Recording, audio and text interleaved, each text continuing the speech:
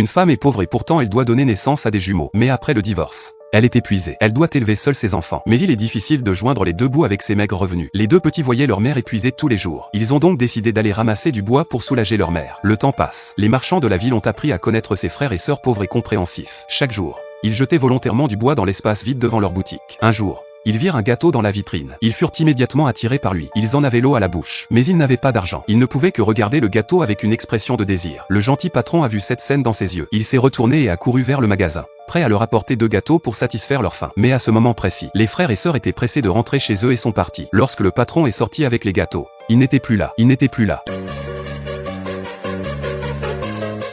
Ils revinrent bientôt à la maison avec un chargement de bois de chauffage. La femme avait déjà préparé le dîner et l'avait mis sur la table. Après avoir salué leur mère, ils s'assirent et attendirent le dîner. Ils se sont assis sur les chaises et ont attendu leur mère. La femme ramasse le pain périmé sur la table. La femme ramasse le pain périmé sur la table et le distribue aux deux. Mais le pain était aussi dur qu'un rocher. La fillette mordit plusieurs fois dans le pain, mais n'y parvint pas. Heureusement, elle a vu l'eau chaude sur le côté. Elle a donc immédiatement trempé le pain dans l'eau. Après avoir été humidifié par l'eau, le pain est devenu de plus en plus moelleux. Le garçon a suivi le mouvement. En un rien de temps, il avait avalé le pain, mais il grandissait. Ce pain ne suffisait pas à calmer sa faim. Il dit à sa mère qu'il n'avait pas assez mangé. Lorsque la femme l'entendit, elle s'effondra et se mit à pleurer. Le garçon se précipita pour la réconforter. Il dit qu'il avait assez mangé et que demain, il ramasserait plus de bois pour soulager sa mère. La femme fut très heureuse d'entendre cela. Elle décida de travailler plus dur à partir de maintenant pour joindre les deux bouts. Bientôt, tous deux retournent dans leur lit pour se reposer. Ils se changent en pyjama troué et rapiécé. Ils sont prêts à se reposer et à reprendre des forces. Bientôt, ils se couvrent tous les deux de leurs petites couettes et ils s'endorment ensemble. Ils sont arrivés dans un endroit magique, là où le soleil est chaud et ensoleillé. Même les arbres étaient recouverts de nouvelles couleurs. Ils attrapèrent l'arbre et le secouèrent. Toutes sortes de vêtements tombèrent par terre. Ils se sont empressés de les ramasser. Ils coururent sur le côté et se changèrent. Puis ils se sont promenés dans ce monde étrange. Ce qu'ils virent dépassa leur imagination la plus folle. Ils sont entrés par hasard dans le mystérieux jardin du ciel. Tout ce qui s'y trouve est un encas ou un dessert. Le garçon a choisi une gêne sucrée et l'a trempée dans de la sauce aux fraises. Il l'a ensuite tendue à sa sœur. Et il a choisi un cornet pour lui, trempé dans son chocolat préféré. Ils ont continué à se promener dans le jardin. Ils arrivèrent bientôt au paradis des desserts. Ils s'approchèrent d'un gâteau géant. Ils s'assirent joyeusement à l'arrière du manège. Le rêve d'aller dans un parc d'attractions s'est réalisé.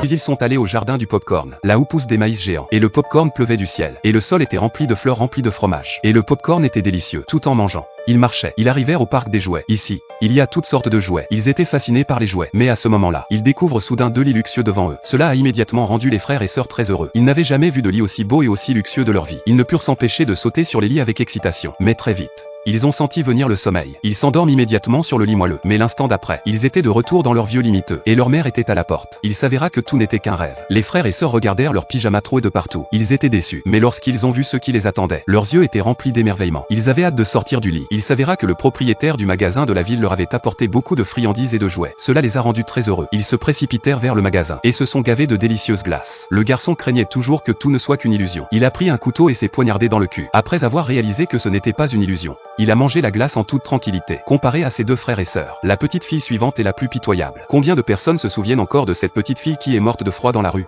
La petite fille allumait des allumettes encore et encore, essayant encore et encore de trouver une lueur de vie. Tous ses espoirs et ses rêves étaient dans un monde imaginaire. Il ne lui restait que le froid, la douleur et la solitude. C'était la nuit de Noël. La petite fille vendait des allumettes dans la rue, dans ses vêtements minces. Son corps était déjà mouillé par la neige et elle n'avait aucune chaleur. Ses pieds étaient nus alors qu'elle marchait dans le froid. Mais malgré tous ses efforts, elle n'a pas vendu une seule boîte d'allumettes. Elle n'a pas vendu une seule boîte d'allumettes. On se moquait même d'elle de temps en temps. Elle fait tomber les allumettes par terre. Elle devait les ramasser avec précaution. Les passants piétinaient impitoyablement les allumettes sous leurs pieds. Ils les mettaient même à la porte. La petite fille vendait des allumettes par un temps glacial et les passants se moquaient d'elle. Elle a tellement peur qu'elle veut fuir la foule. Mais la voiture d'un homme riche a failli la faire tomber de la voiture.